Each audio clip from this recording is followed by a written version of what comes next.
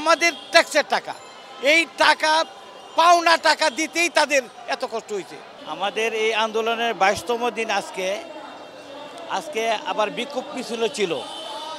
এই মুহূর্তে গতকালকে আমাদের ছিল যমুনার পদক্ষেপ। যমুনা যাওয়ার পূর্বেই আমাদেরকে যে বিগত দিনের যে 1519টার মধ্যে যাচাই বাছাই করার পরে দেয়া 1089টার তালিকা মাদ্রাসার, এটার স্বাক্ষর হয়েছে আজকে প্রধান উপদেষ্টার। এটা আগামীকালকে প্রজ্ঞাপন হবে। তবে আমার কথা এটাই না, আমাদের সারা বাংলাদেশে 7000-এর উপরে মাদ্রাসা আছে। এরা অনুদান পায় না, কিচ্ছুই পায় না। বিগত 42 বছর 41 বছর যাবৎ অবৈতনিকভাবে বিনা বেতনে এই মাদ্রাসা চালাইতেছে। যারা শুরু করছে এরা হয়তো অনেকেই নাই, অনেকেই মারা গেছে। আর ক্লান্তি লগ্নে যারা আছে এদের মধ্যে কিঞ্চিত 1089টা স্বাক্ষর হয়েছে আজকে, আগামীকালকে প্রজ্ঞাপন এইটার। আবার প্রশ্ন এটা না, সারা বাংলাদেশে তো তারাও আশা করে। আমি অনুদানভুক্ত একজন মাদ্রাসার, তবে আমরা আজকে আনন্দিত হইতাম যদি সকল মাদ্রাসাগুলি আমাদেরকে এক প্রজ্ঞাপনের মাধ্যমে জাতীয়করণ প্রাইমারি মতো যদি করে দিত, তখন আমাদের কোনো দুঃখ থাকতো না।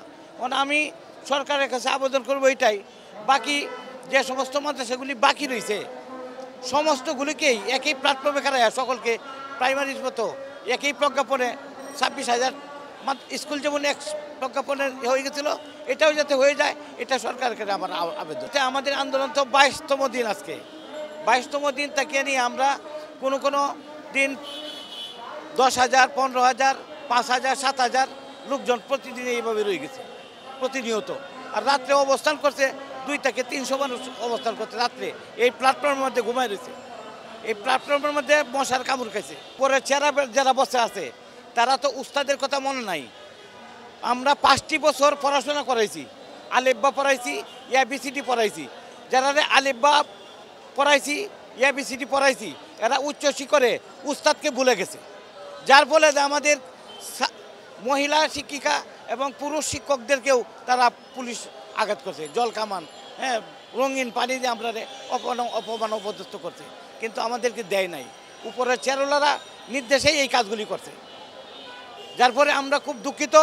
যাদেরকে আমরা পড়াইলাম, যাদেরকে আমরা শিক্ষায় শিক্ষিত করলাম, আজকে আমাদের অর্থায়নে এসি চলে, তারা উচ্চ শিখরে থাকে, গাড়ি চলে, বাড়ি তাদেরকে দেওয়া হয়েছে।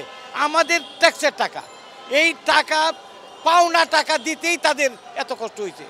বিগত সময়ে যে সমস্ত টাকাগুলি লুটপাট করে খাইছে, এটাও এই 728 কোটি টাকা বরাদ্দকৃত টাকাও এটাও বিনষ্ট হওয়ার পথে ছিল। এই আন্দোলনের পরে এটা আমরা জাগ্রত করলাম, এটা দিয়ে দিতে বাধ্য হয়েছে সরকার, বাধ্য হয়েছে। আর আমরা এই জন্যই খুশি হইলাম। তাহলে পুরাপুরি খুশি হব তখনই যখন সমস্ত মাদ্রাসাগুলি একভাবে দিয়ে দিবে।